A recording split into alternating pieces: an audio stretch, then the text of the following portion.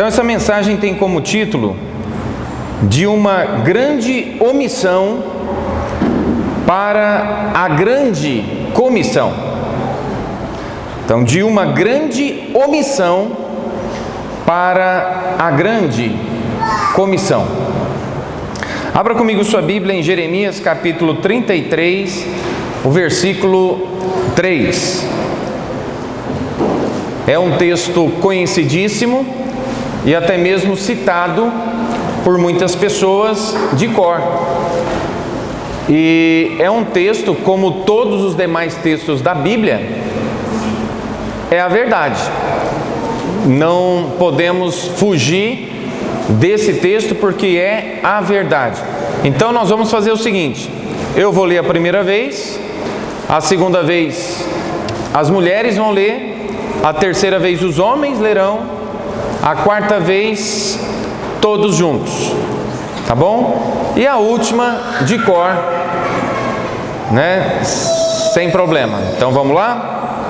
Jeremias 33, 3. Clama a mim e responder-te-ei e anunciar-te-ei coisas grandes e firmes que não sabes. As mulheres.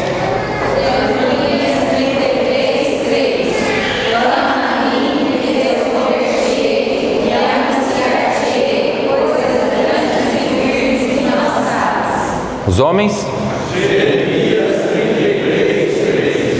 Clama a mim e responder-te-ei e anunciar-te-ei coisas grandes e firmes que não sabes. Tudo bem, todos? Jeremias 33, 3.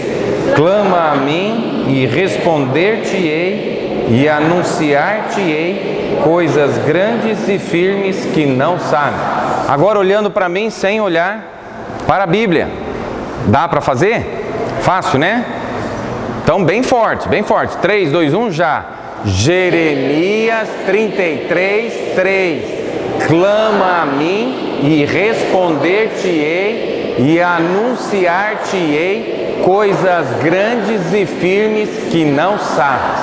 Muito bem, vamos orar. Senhor, nós estamos agora clamando ao Senhor, confiados neste versículo, de que o Senhor tem grandes coisas para nós nesta noite. E nós já agradecemos pelo que o Senhor vai fazer, em nome do Senhor Jesus Cristo. Amém. Poder sentar, Marcos.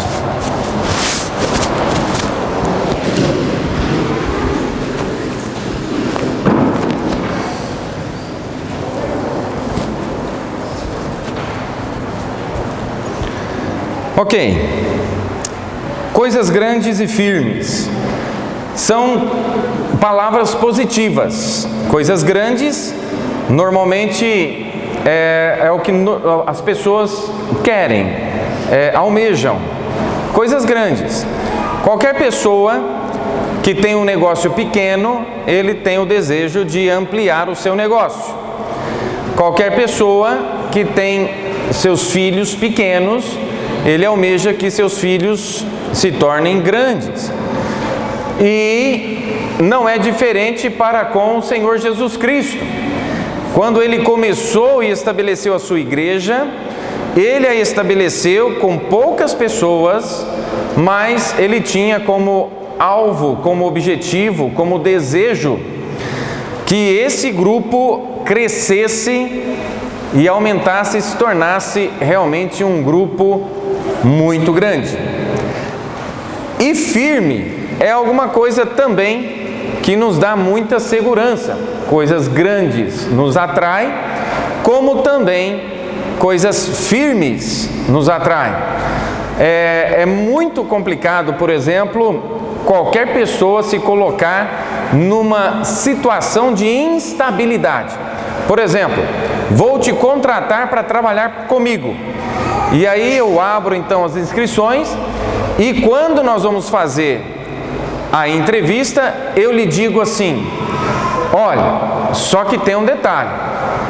A qualquer momento eu posso te mandar embora, a qualquer momento o serviço pode fracassar, a qualquer momento eu posso baixar seu salário, a qualquer momento, qualquer uma dessas coisas pode acontecer. Quem gostaria de trabalhar num lugar assim?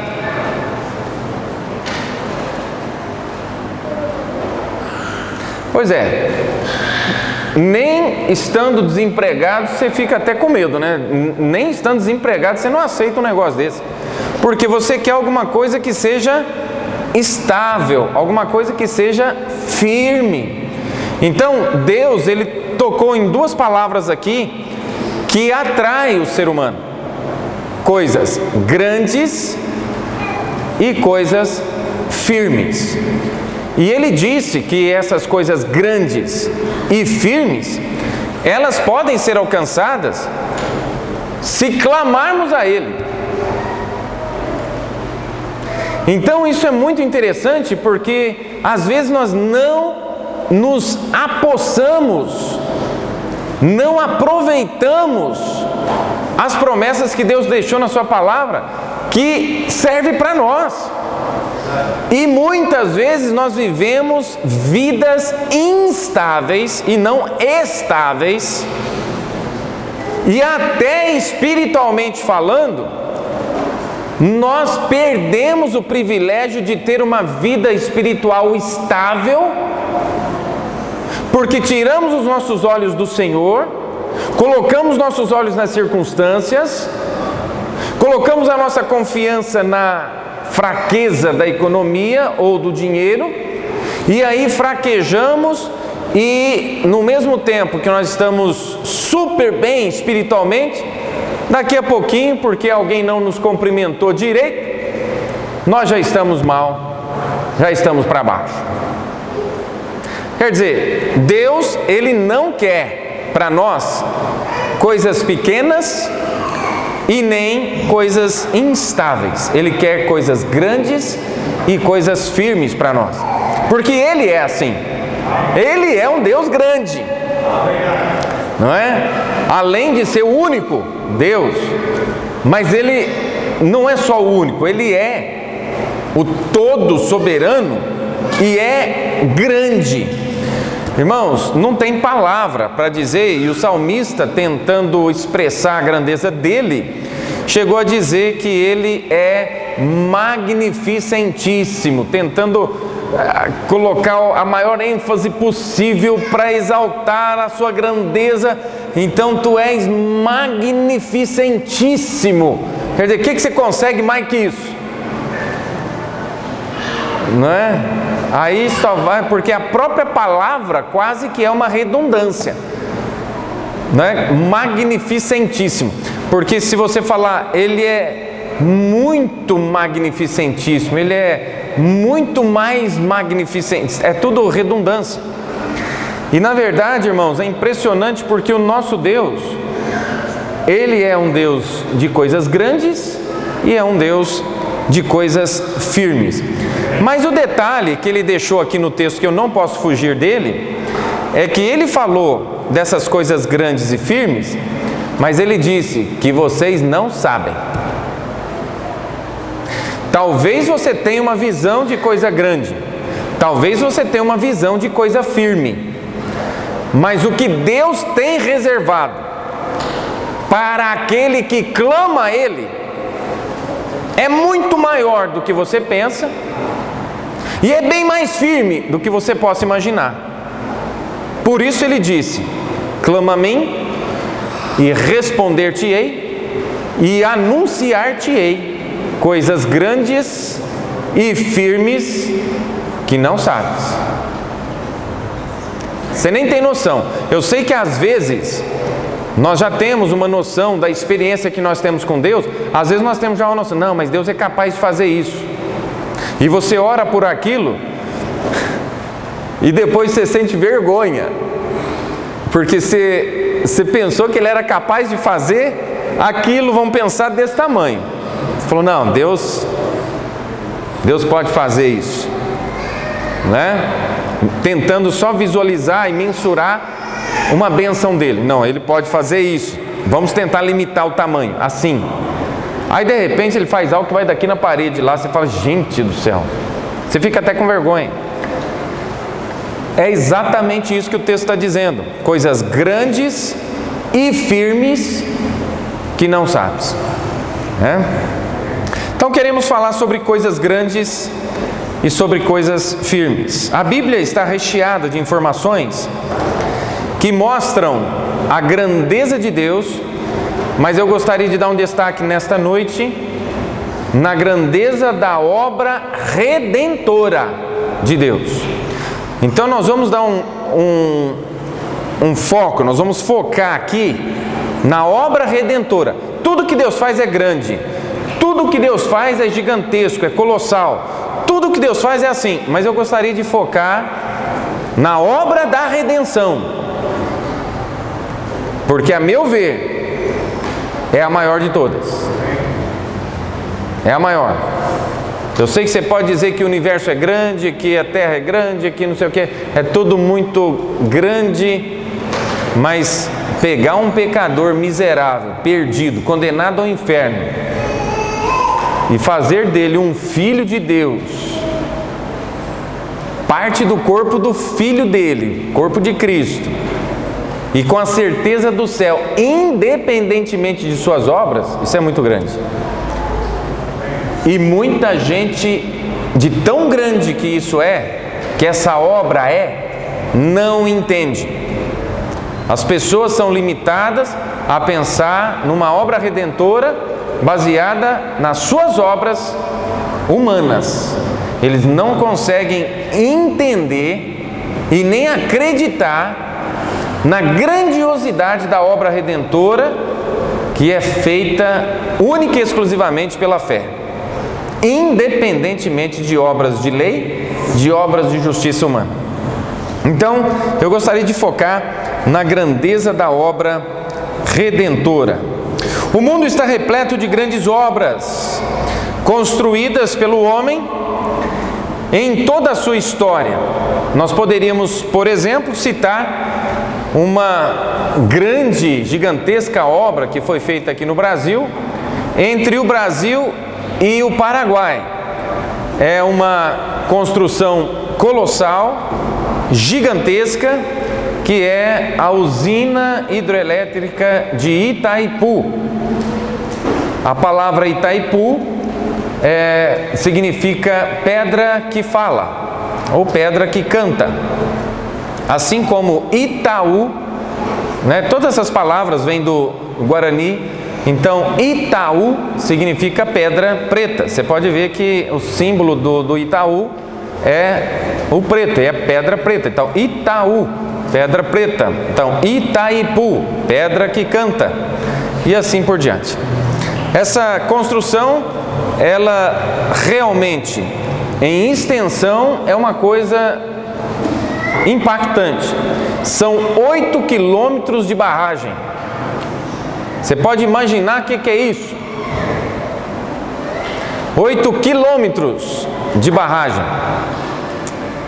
É muita coisa. Essa hidroelétrica, ela, por muito tempo, ela foi a maior do mundo, do planeta. Mas, no entanto, agora em extensão, ela já perdeu para a China. A China já fez uma maior, né, no rio Yangtze. Esse rio é largo, mais largo do que o Paranazão, e eles acabaram fazendo uma hidroelétrica maior. Mas o Brasil e o Paraguai, que uniram para fazer essa grande obra, que na verdade a Itaipu é uma binacional, ela não é só do Brasil, ela é também do Paraguai. Ela tinha 18 turbinas, né? E o Paraguai utilizava uma delas para abastecer todo o seu país. O Brasil utilizava as 9 dele de direito e importava, né? Ainda faz isso, importa as outras 8, né? do Paraguai, importa para a gente. Então eles compram do Paraguai bem baratinho, vende para nós bem caro e ganham dinheiro com isso. É interessante esses negócios. Aí, esse tempo atrás, até os paraguaios ficaram sabendo disso, tanto que o Brasil está ganhando em cima da energia deles. Eles ficaram nervosos, falaram, mas o que é isso? Tá, mas contrato é contrato, né? E o brasileiro não é bobo, não. De bobo ele só tem a cara e o jeito de andar. Mas, irmãos, muitas foram as construções que as pessoas fizeram, inclusive a China parece que quer realmente ter esse monopólio de coisas grandes. Ela acabou de criar, acabou de construir o maior, que nós poderíamos chamar de antena parabólica, só para os irmãos entenderem, mas é a maior antena parabólica do mundo, do planeta, preparada inclusive para se manter contatos, né, com os extraterrestres. Então qualquer som que é emitido aí, que vem das galáxias, eles vão conseguir detectar e não sei o que, papapá, né? Então é monumental, o negócio é gigantesco, vocês não têm noção do tamanho dessa obra, dessa construção que eles fizeram, para tentar ter algum contato com os alienígenas, por causa dos OVNIs, que estão surgindo aí a todo tempo agora, já está virando até moda, né? Mas isso aí já é antigo, gente. Quem lembra daquele desenho do Simpson? Quem lembra daquilo lá? Simpson, lembra daquilo? Tinha disco voador naquilo lá? Já naquela época?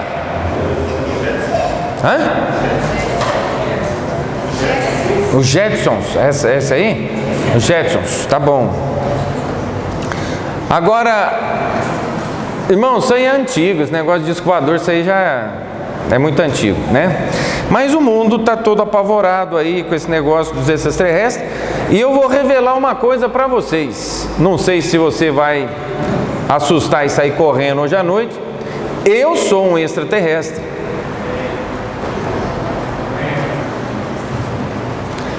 Então, estou declarando isso, está sendo filmado, isso aí vai aparecer no mundo. Talvez o pessoal vai até acabar me pegando para me estudar, né? Me levar para um laboratório. Eu sou um extraterrestre. Eu não sou desse mundo. Eu não sou daqui. Entendeu?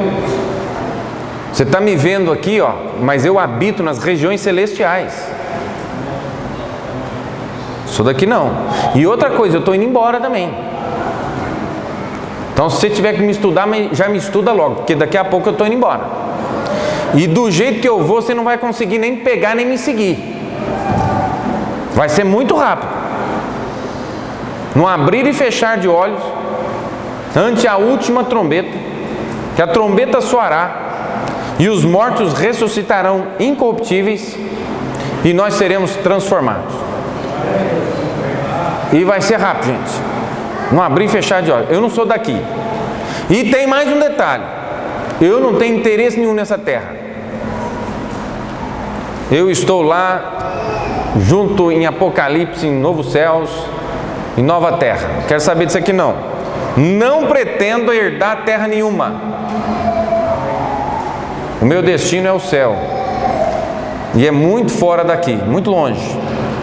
Então eu não sou daqui não. Tá bom? Ok.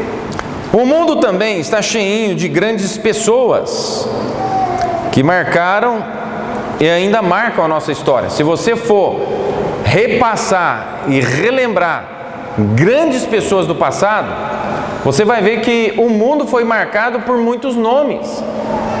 Mesmo sendo considerados bons ou ruins, eles se tornaram grandes personagens. Por exemplo, um que eu vou citar aqui, não necessariamente apoiando o indivíduo, eu não estou falando nada disso, só para citar para os irmãos verem que é uma pessoa que quase todo mundo aqui já ouviu falar. Quer ver? Hitler. Quem já ouviu falar desse nome aí, nesse cidadão? Levanta a mão, deixa eu ver. Que é isso, gente? Para que todo mundo levantou a mão assim? Porque foi uma pessoa grande, que marcou a história. Talvez por coisas erradas que fez, mas marcou a história. E você pode ver que os seres humanos, eles estão voltados para coisas grandes.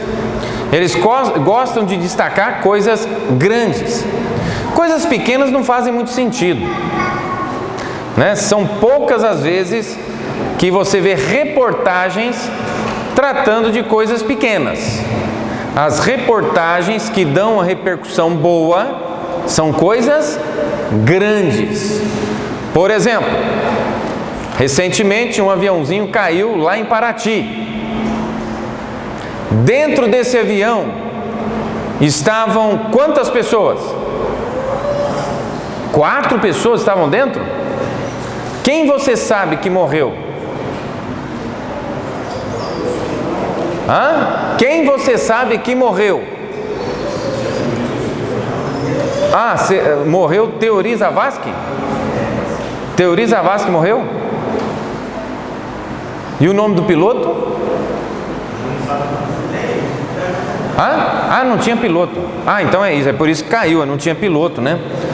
Aliás, não tinha mais ninguém dentro do avião, né? Gente, se a gente for analisar, 4 pessoas, se morreram sem Jesus Cristo, 4 almas entraram no inferno. Mas isso é muito pequeno. Se preocupa com um personagem. As outras 3, para que preocupar? Você pode ver que o mundo, ele foca coisas grandes, pessoas importantes. Não é verdade? Mas hoje eu gostaria de abordar a obra redentora, mas mostrando o quanto ela é gigantesca. O que a Bíblia mostra sobre a grandeza da obra redentora? A obra redentora é grande porque tudo que envolveu a obra redentora é gigantesca e colossal. Eu gostaria de abordar grandes coisas que envolvem a obra redentora. Primeiro, eu quero falar sobre o grande comandante. O grande comandante desta obra redentora. Em Mateus 28:18 diz: E chegando-se Jesus, falou-lhes dizendo: É-me dado todo o poder no céu e na terra. Irmãos, a maneira básica de demonstrar o nosso amor para com Deus consiste em guardar os seus mandamentos. Mas guardar os mandamentos de quem? Do grande comandante. O grande comandante, que é o Senhor Jesus Cristo, Ele não só é o autor e não só é o executor, mas Ele é também o ativador da obra redentora. Sem o Senhor Jesus Cristo, nenhuma alma se salvaria. Não há outra pessoa, não há outra possibilidade, não há outro sangue, não há outra porta, não há outro caminho, não há para o céu a não ser o Senhor Jesus Cristo. Portanto, Ele é grande. É um comandante gigantesco. É de verdade o maior comandante que já existiu em toda a história da humanidade. E principalmente pensando no que Ele veio fazer. Ele veio buscar e salvar o que se havia perdido. Coisa que a maioria dos grandes estadistas, a maioria dos grandes governantes não ligam. Ninguém você ouve que se tornou milionário, bilionário, trilionário, ou se tornou uma pessoa tão importante que assumiu a presidência de um país, ou você não ouve a pessoa falar, na verdade assim, nós vamos trabalhar para o bem, né, da humanidade, para fazer isso, para fazer aquilo, para melhorar a vida, para resgatar essas pessoas. Ouvi dizer, até li numa manchete, né, eu li a respeito do líder da Microsoft, o Bill Gates. ouvi dizer dele que ele estava com um projeto de vida para eliminar, erradicar completamente a AIDS no planeta. E que ele iria investir pesado para que isso fosse feito, procurado para resolver esse problema, para ele poder pelo menos passar a geração dele tendo deixado pelo menos um benefício para a humanidade. Mas a gente não ouve muito disso. Agora, Jesus Cristo, Ele não veio só erradicar uma doença. Ele não veio só para curar as enfermidades. Ele não veio só para dar um pouco de alegria para algumas pessoas. Ele veio nos resgatar das trevas e nos transportar para o reino da luz. Ele veio para nos purificar de todos os nossos pecados e nos santificar. Ele veio, irmãos, para mudar completamente a nossa vida. Assim que, se alguém está em Cristo, nova criatura é. As coisas velhas já passaram, eis que tudo se fez novo. Portanto, aquele que está em Cristo, olha, irmãos, mudou. É impossível encontrar-se pessoalmente com o Senhor Jesus Cristo e continuar do mesmo jeito. Jesus Cristo, Ele muda completamente a vida de qualquer um que crê. E esse Senhor Jesus, logicamente, Ele sendo o grande comandante da obra redentora, Ele nos deixou mandamentos. E se você olhar comigo em João capítulo 14, versículo 21, diz assim: aquele que tem os meus mandamentos e os guarda, esse é o que me ama. E aquele que me ama será amado de meu Pai. E eu o amarei e me manifestarei a Ele. Irmãos, eu quero chamar a sua atenção para o fato de que o grande comandante, Ele deixou declarado na sua palavra que nós temos como demonstrar o nosso amor, o nosso carinho, a nossa gratidão pelo que Ele fez por nós.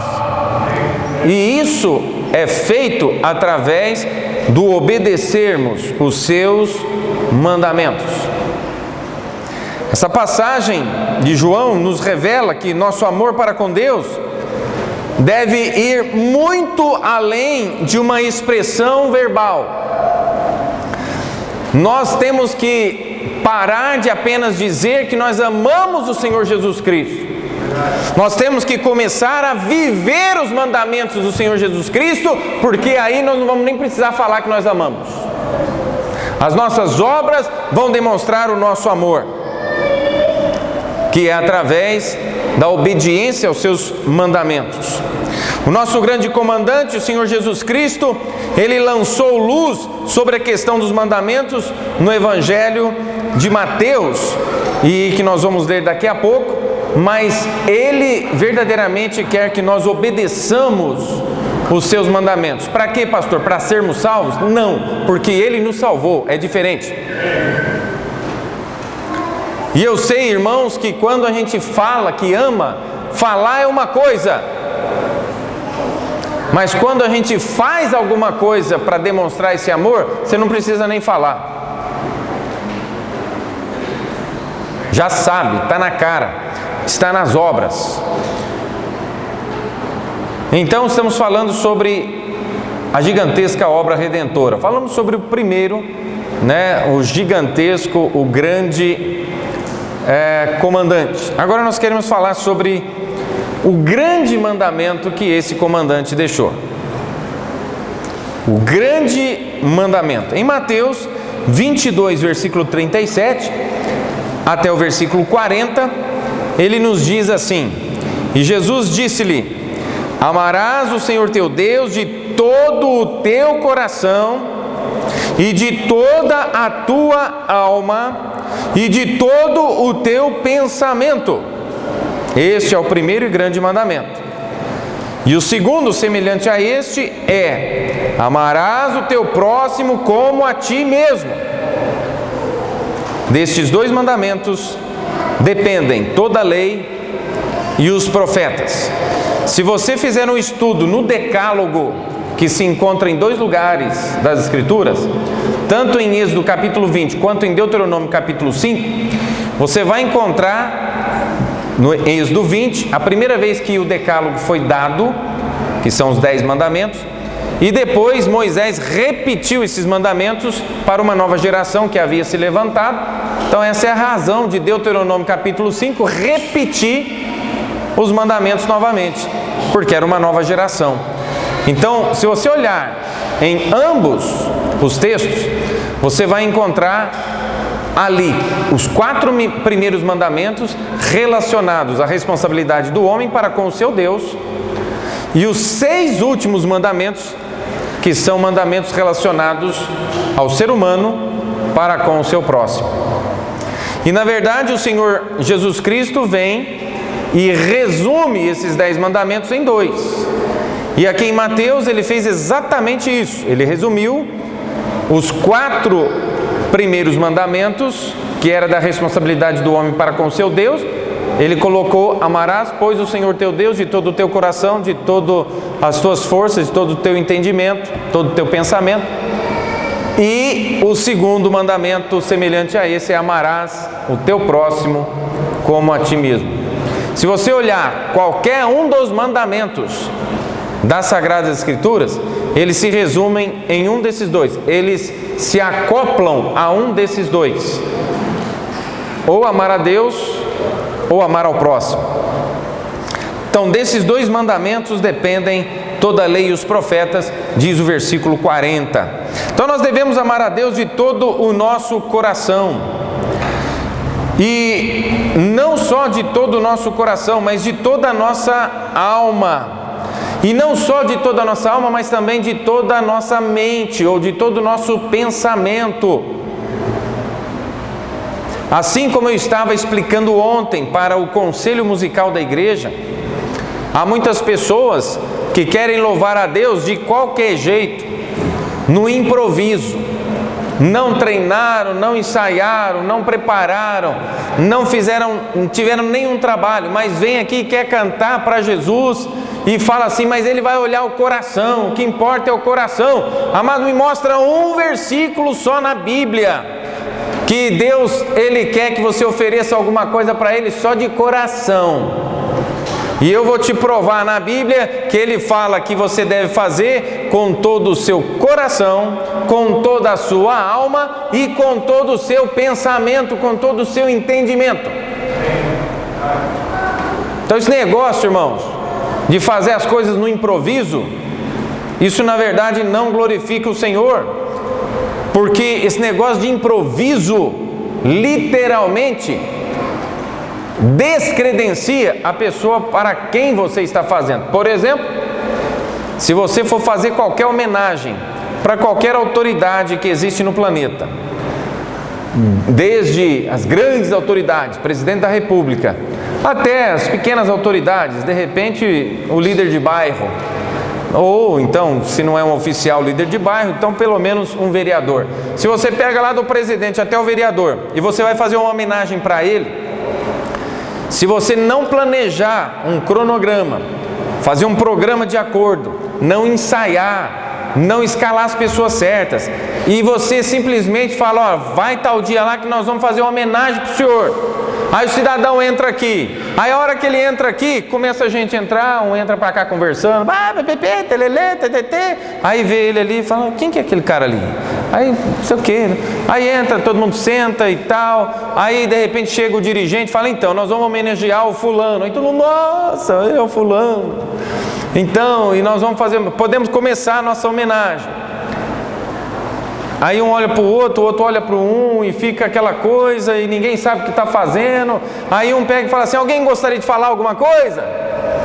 Aí, como ninguém fala, aí um fala: eu queria saber, né, o seguinte, o senhor é o que mesmo? O senhor o que o senhor faz mesmo? Então, eu queria homenagear o senhor, porque o senhor é muito importante para a nossa cidade.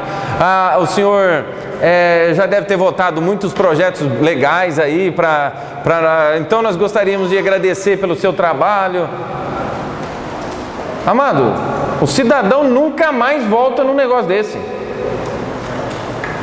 E por que o nosso Senhor Jesus Cristo tem que aceitar qualquer coisa de qualquer jeito e no improviso? negativo. Ele é o Criador, Ele é o grande comandante. Quando a gente vai se apresentar diante dele, nós devemos ir preparados. Amém, irmãos? Nós devemos demonstrar o nosso amor para com Deus, com tudo que nós temos. Nenhuma relação humana deveria ter uma prioridade nas nossas vidas superior ao nosso relacionamento pessoal com o nosso Deus, com o Senhor Jesus Cristo. O nosso relacionamento com Ele tem que ser prioritário. Eu sei, eu amo a minha esposa, ela é a minha melhor amiga que eu tenho nesse planeta, ela é muito mais do que uma esposa, mas, amados, o meu relacionamento com ela não pode estar acima do meu relacionamento com o meu Senhor Jesus Cristo. Nós temos que ter bons relacionamentos aqui na terra, nós temos logicamente que ter boas amizades aqui, nós temos que honrar pessoas aqui, mas irmãos, nada pode estar acima do nosso relacionamento pessoal com o Senhor Jesus Cristo. E foi Ele quem nos deu os mandamentos. Então esse amor que nós falamos que temos para com o nosso Deus, deve nortear, dirigir, impulsionar nossas vidas. Eu vou falar sobre isso um pouquinho mais para frente, mas deve ser realmente tão forte, que deve alcançar as pessoas que Ele ama. Veja, eu devo amar tanto ao meu Senhor Jesus, sendo Ele o meu grande comandante, mas eu devo demonstrar o meu amor para com Ele, obedecendo ao seu grande mandamento, e esse grande mandamento vai envolver amar o meu próximo, e apresentar o Senhor Jesus para Ele, porque Jesus Cristo, Ele não veio e morreu apenas por alguns privilegiados, Ele morreu por todos, para que todos sejam salvos. Já que estamos falando de coisas grandes, falamos sobre o grande comandante, falamos sobre o grande mandamento, e agora nós queremos falar sobre a grande comissão. Em Mateus 28, 19 e 20, nós encontramos a maior comissão já estabelecida e já dita e já registrada na face de toda a terra. Nada e nenhuma operação, nenhum tratado é tão grande, é tão profundo e é tão importante quanto a grande comissão. Nada se compara com a grandeza, com a extensão da grande comissão, que nós encontramos em Mateus 28, 19 e 20. Portanto, ide, fazei discípulos de todas as nações, batizando-os em nome do Pai e do Filho e do Espírito Santo, ensinando-os a guardar todas as coisas que eu vos tenho mandado, e eis que eu estou convosco todos os dias até a consumação dos séculos. Amém. Essa é a maior comissão que já foi dada para os seres humanos em toda a história da civilização. Nenhuma outra supera a grandeza dessa comissão. Existem muitas comissões que já foram feitas, muitas estratégias, muitos trabalhos, muitas realizações, mas nenhuma sequer chega aos pés da grandeza da grande comissão. O amor do grande comandante,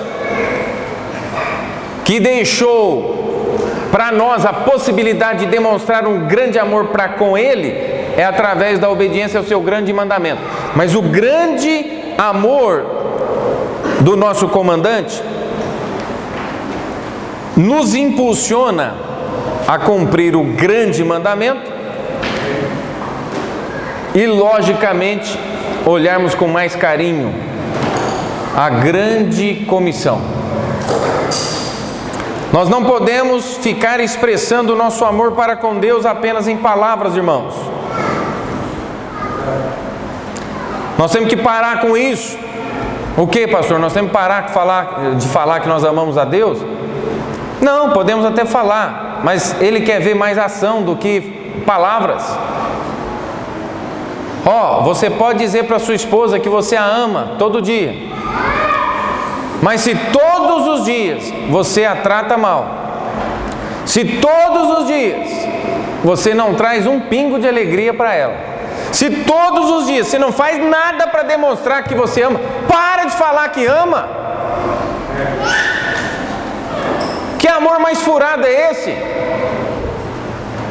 Talvez a esposa, porque é sentimental, talvez por alguns dias vai gostar de ouvir: eu te amo, querida, eu te amo, eu te amo. Mas vai indo, gente. Isso aí cansa, se não é revestido de alguma coisa palpável. Entendeu? É verdade, irmãs? E agora imagina com Deus. Porque talvez você está tentando ludibriar, tapear sua esposa: eu te amo. Aí você rouba uma flor aqui e tal: te amo. Quer dizer, você não quer gastar de jeito nenhum, você prefere roubar do que gastar. Alguns já falam assim: não, pastor, mas uma flor roubada tem muito mais valor do que uma comprada. Tem os dois jeitos de olhar, né? Se a flor que você roubou foi dentro de um quintal que tinha uns 2, 3 pitbull, não, aí essa vale. Opa, essa aí, meu amigo, essa aí você expôs sua vida aí. Vixe, aí ela tem que valer alguma coisa, nem que seja um beijinho.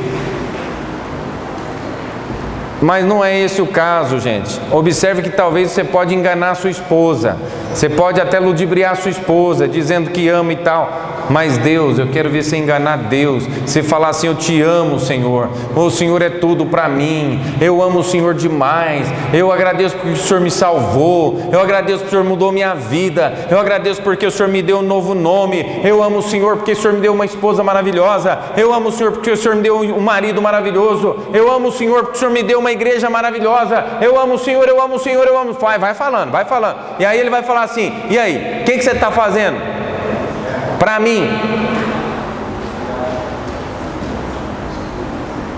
Você está só me amando de palavras? Você só está me amando pelos benefícios que eu te dei? Você só está me amando? Esse amor não é um amor interesseiro?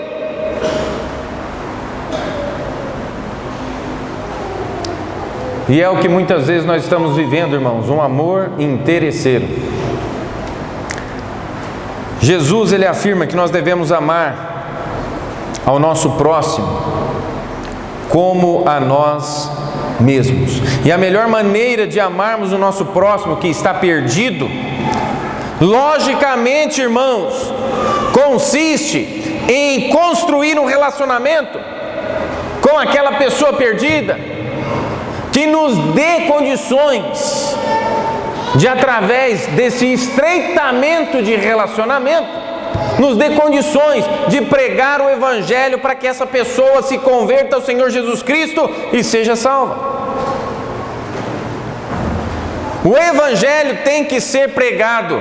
A grande comissão consiste nisso. Portanto, ide e fazei discípulos de todas as nações. Logicamente, você só vai falar de Jesus para alguém se você ama aquela pessoa. Porque, na verdade, vamos assumir a ideia de que quem realmente derrubou as Torres Gêmeas em 2001, vamos assumir que foi realmente Bin Laden. Quantas pessoas não foram mortas ali, assassinadas, destruídas? Pessoas se lançaram para não morrerem queimadas, se lançaram lá do alto do prédio, mas morreram soterradas. Quer dizer, aquilo foi uma catástrofe não só contra os Estados Unidos, foi uma catástrofe contra o mundo. Porque ali estavam representantes das economias mundiais. Não era só os Estados Unidos.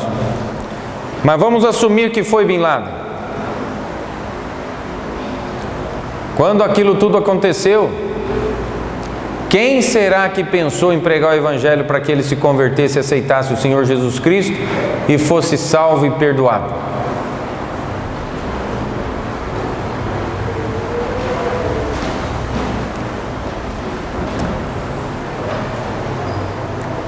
Seja honesto. O nosso amor é um amor muito esquisito. O nosso amor é um amor muito interesseiro.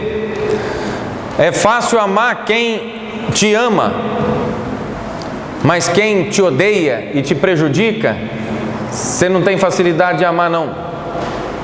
Só que o mandamento que Jesus deixou para nós é para nós amarmos o nosso próximo. Não falou se é amigo, se é inimigo. É o nosso próximo, não interessa se ele gosta ou não gosta de você, você tem que amar. E você tem que ser capaz de amar o suficiente para pregar a mensagem de Deus para ele. Irmãos, eu quero dizer para vocês que ao nos submeter ao mandamento do grande comandante, que é a grande comissão, de ir por todo mundo e pregar o Evangelho a toda criatura, ao fazer isso, nós nos tornamos pescadores de homens, que ao analisar nas Escrituras, eu digo, é a mais nobre função de um ser humano, ser pescador de homens. Foi justamente com essas palavras que Jesus Cristo chamou pessoas para trabalhar com Ele. Aqueles que eram pescadores de peixe, Ele falou: vinde a mim e eu vos farei pescadores de homens. É a mais nobre função que nós poderíamos ter do nosso Senhor. Quero fazer de você um pescador de homens. Irmãos, D.L. Moody, um dos maiores ganhadores de almas do século XIX, ele impactou o mundo de então com a sua simplicidade, com as suas mensagens básicas, mas com o seu coração repleto de amor por aquelas almas perdidas que o perseguiam. A melhor maneira de amar os nossos irmãos em Cristo, como nosso próximo, consiste em ajudá-los a tornarem-se cada vez mais discípulos amadurecidos e cumpridores da grande comissão. No tribunal de Cristo, isto nos assegurará maravilhosas bênçãos de Deus, porque vai nos assegurar até aquele bem-estar: servo bom e fiel, foste fiel no pouco, sobre o muito te colocarei. Vamos fechando então já a mensagem, falando sobre mais uma coisa grande. Vamos falar sobre o grande compromisso. Falamos sobre o grande comandante, vamos ver se você está comigo. Falamos sobre o grande comandante. Segundo, nós falamos sobre o grande mandamento deixado por esse grande comandante. E depois, em terceiro, nós vimos a grande comissão. A grande comissão deixada pelo grande comandante. Agora, então, nós queremos ver o grande compromisso. Em 1 Coríntios capítulo 9, versículo 16, 1 Coríntios 9, 16 diz: porque se anuncio o Evangelho, não tenho de que me gloriar, pois me é imposta essa obrigação. E ai de mim, se não anunciar o Evangelho. Amados, o apóstolo Paulo, ele tinha esse grande compromisso, dado pelo grande comandante, que envolvia o grande mandamento de amar ao próximo, mas que logicamente que cumpria a grande comissão. Portanto, o apóstolo Paulo, ele fez com Jesus um grande compromisso. O compromisso de repente, pregar o Evangelho para todo mundo conhecido na sua época. Parece-me que até o apóstolo Paulo, ele assumiu o compromisso de evangelizar o mundo, como se ninguém mais tivesse a responsabilidade de fazê-lo. Ele assumiu como seu: é meu compromisso, eu vou evangelizar o mundo. E olha, ele só não evangelizou o mundo inteiro porque mataram ele antes.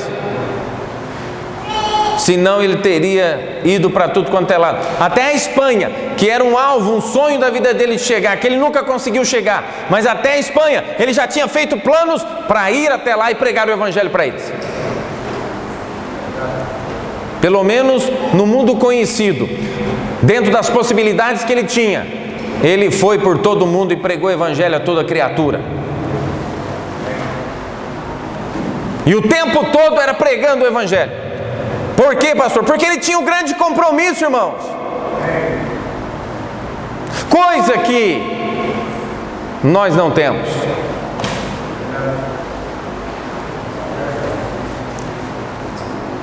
Em 2 Coríntios capítulo 5, versículo 14, diz: porque o amor de Cristo nos constrange, julgando nós assim, que se um morreu por todos, logo todos morreram. O grande compromisso que Paulo tinha era baseado nisso. Ele tinha entendido que ele tinha um grande compromisso com o seu grande comandante, porque de fato ele já era um defunto. E sendo que nós, irmãos, nós dedicamos a nossa vida para as coisas deste mundo, e nós aplicamos a nossa sabedoria, as nossas habilidades, os nossos recursos, as nossas finanças. Nós queremos coisas grandes, nós queremos uma casa ótima, um carro muito bom, nós queremos uma estabilidade financeira, nós queremos um emprego bom, nós queremos tudo aquilo que os incrédulos querem. Só que aí nós somos salvos e comissionados pelo grande comandante de ir por todo mundo e pregar o Evangelho a toda criatura. Mas a única coisa que nós não temos tempo é fazer isso. Você sabe por que nós não temos tempo? Porque nós não temos um grande compromisso. Estamos falando da gigantesca obra redentora. Nós não temos um grande compromisso. Por isso nós não fazemos. O apóstolo Paulo, aqui mesmo nesse texto, 2 Coríntios 5, nós lemos o 14, agora eu vou ler o 15. E ele morreu por todos. Quem é que morreu por todos, irmãos? Jesus Cristo. E ele morreu por todos para que os que vivem não vivam mais para si, mas para aquele que por eles morreu e ressuscitou. Já pensou se todos nós de agora em diante firmássemos esse compromisso? Não vou viver mais para mim, vou viver a minha vida com o compromisso, o grande compromisso de pregar o Evangelho para todas as pessoas. Já pensou o que aconteceria? E é isso que nós precisamos, irmãos. No Evangelho de João, nós observamos que o amor de Deus o motivou para fazer uma ação.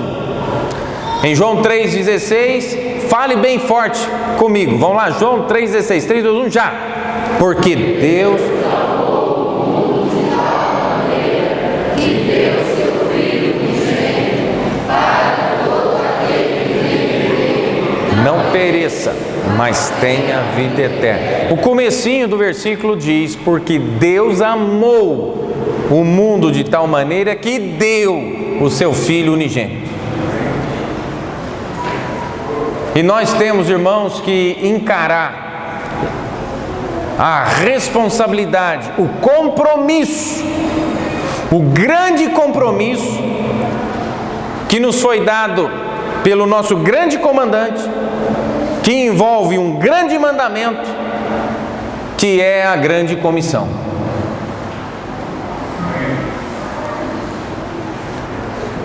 Mas em todas as épocas, nunca experimentamos algo tão grande como o quinto ponto. Quero falar alguns instantes agora sobre a grande omissão. Nunca, em todas as eras do cristianismo, nunca houve tanta omissão quanto nós estamos vivendo agora. Se o amor de Deus para conosco tivesse sido expressado apenas por palavras, já seria suficiente para acreditarmos que Ele falava a verdade, porque Ele nunca mentiu. Se Ele só falasse, eu amo vocês, eu amo vocês, eu amo vocês, já é suficiente para acreditar, porque Ele é verdadeiro. Mas irmãos, Ele não se conteve em ficar só em palavras. Ele provou. Mas por que Ele provou? Porque o amor dele seria insuficiente para salvar-nos se Ele não provasse.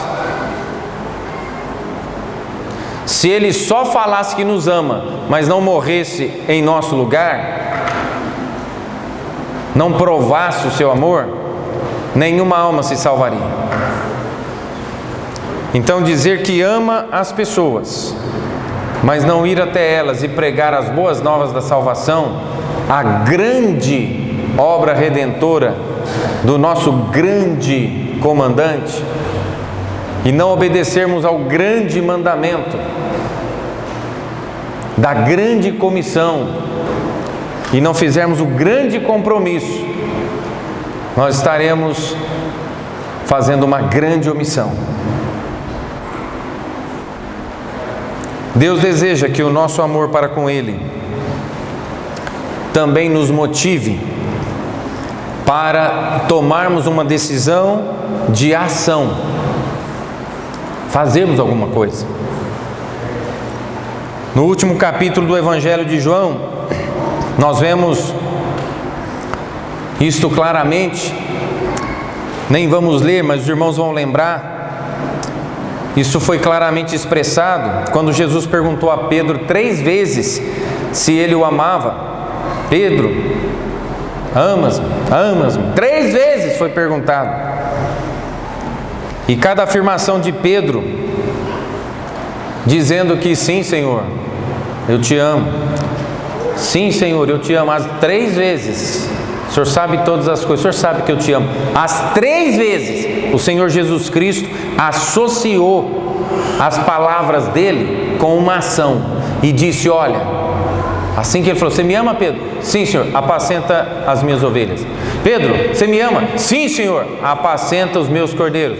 Pedro, você me ama? Ah, Senhor, o Senhor sabe tudo, o Senhor sabe que eu te amo. Então, apacenta as minhas ovelhas. Amor, irmãos, tem que ser associado com uma ação. Quer ver? Irmão Leandro, fica de pé para nós, faz favor. Se eu falar que eu amo o irmão, não acredita? Mas se eu falar que eu amo, fica em pé, irmão Wilson. Se o irmão Wilson falar que te ama, por que você acredita? É? Cadê? Quem mais? Irmão Litovan, fica em pé aí. Se o irmão Litovan falar que te ama, não acredita, né? Não acredita.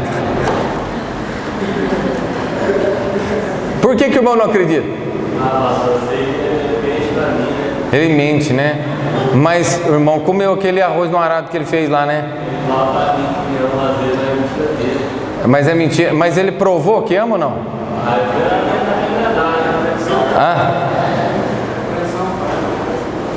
Ah, é porque ele repreende o irmão.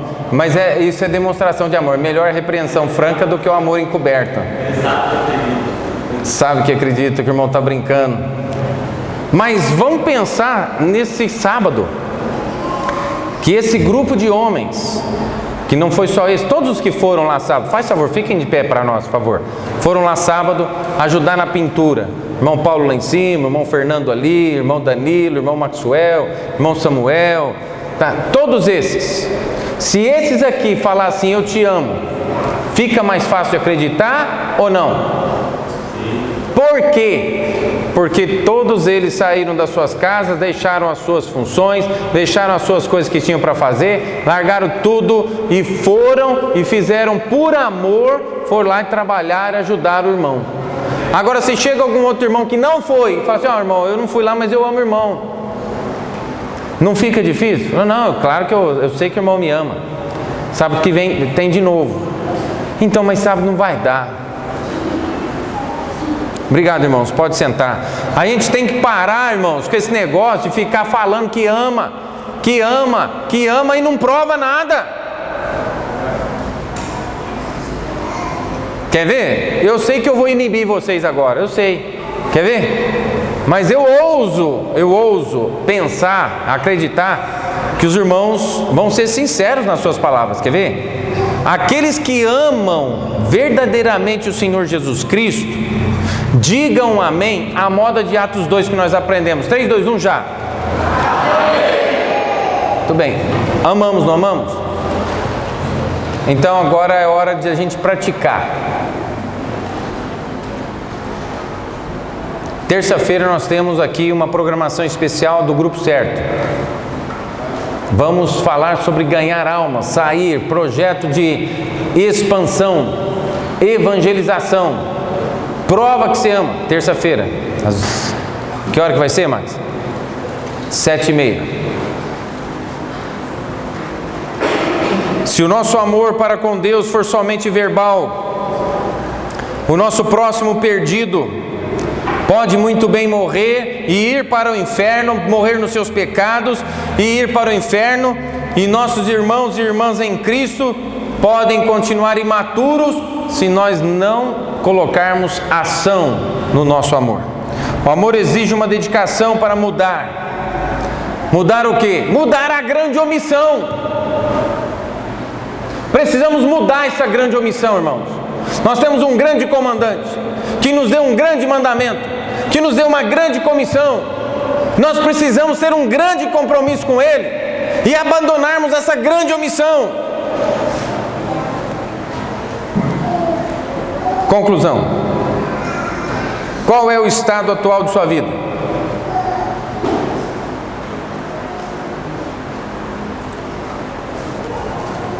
Você está omitindo o mandamento mais importante que nos foi dado por Deus, ao negligenciar uma dedicação maior para se tornar pessoalmente envolvido no cumprimento da grande comissão? Então eu quero finalizar com esse texto. Eu quero citar uma promessa. Deus não precisava fazer isso com a gente, mas eu quero citar e fechar essa mensagem com a grande promessa. Salmos 126, 5 e 6 nos diz assim: os que semeiam em lágrimas, promessa, cegarão com alegria.